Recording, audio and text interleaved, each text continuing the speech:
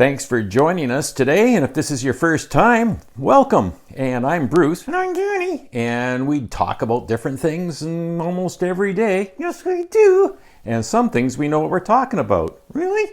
Yes, we do. And today, what are we talking about? Auto stop systems in cars.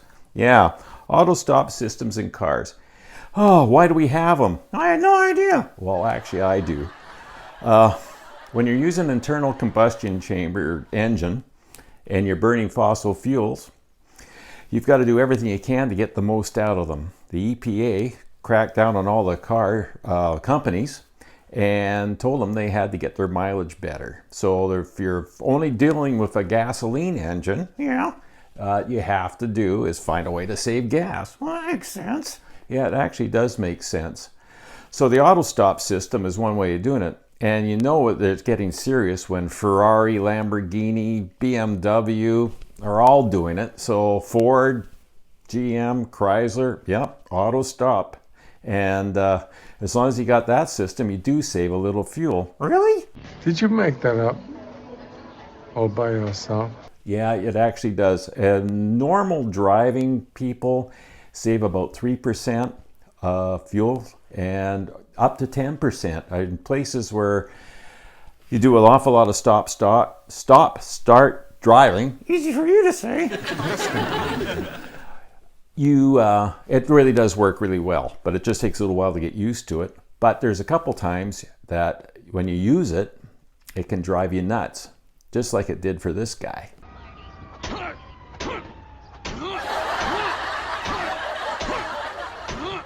It can be frustrating in different situations, but we'll get into that in a minute.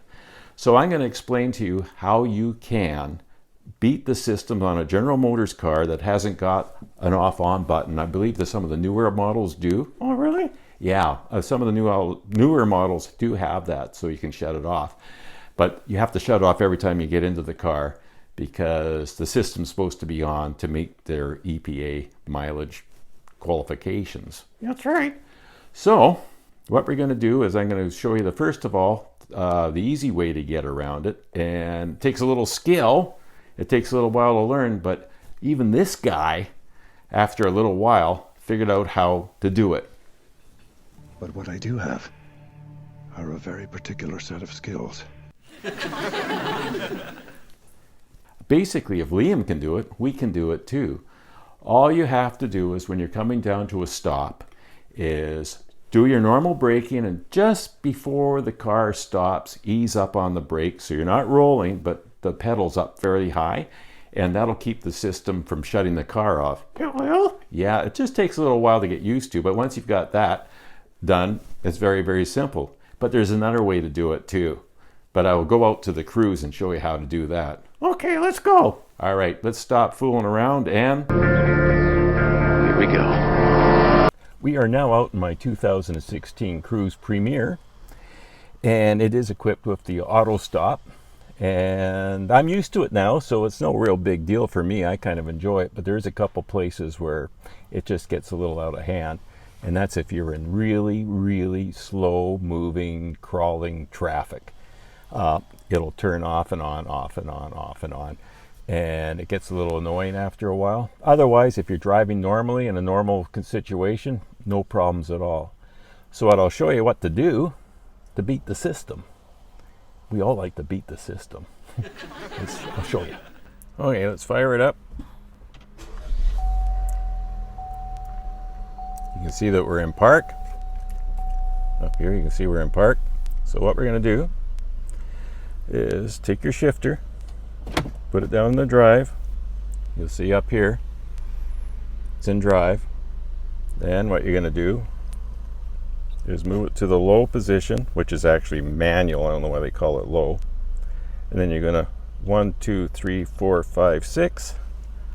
That takes it up to the 6th gear here. Then you're going to cycle it back down to first. Now you leave it in that position, in low position, after doing that sequence with your shifter, and it's going to shift just fine up and down, and you have no more auto start. The only reason I say take it up 1, 2, 3, 4, 5, 6 and take it back down is if you do it in 6, it will start off in first or second gear because it's going to think that it's in ice or snow, or you set it up for that, your computer's set up for that. So if you are in ice and snow one day and you want to get better traction, you just put it into L and press 2, and that means you can start off in second gear. It won't start off in third if you go up another one, but it will start off in second gear, and it will drop back to first the next time you stop. So that just has to be reset again, just up to second. If you're starting in a real icy or muddy or anything like that where you're spinning your tires, take some power away and you can start off in second gear. But if you cycle all the way to the top, all the way to the bottom, and just leave it alone and just drive it normally, it'll shift through all the gears just fine, and you won't have any auto stop. So if you're in a construction zone or anything like that, do that and it'll stop all the stopping and starting. So I sure hope we helped somebody today. All right, let's go back inside. Wasn't that easy, Danny? So easy. Yeah, so easy, and any dummy can do it. Careful. Yeah, I didn't mean you. Thanks very much for watching, and if you know anyone that's got a GM vehicle or a similar vehicle, and they have auto stop and they want to beat the system, please share this video and send it along to them, and they might appreciate it. I would. Yeah, I would too. So what are we going to do, Danny? Well, be calm, Yeah, be safe, yeah, be kind. that's fantastic. All right, till next time, hope you watch us again. Also, Talk to you later. bye-bye. Some day, this is all going to end, you know.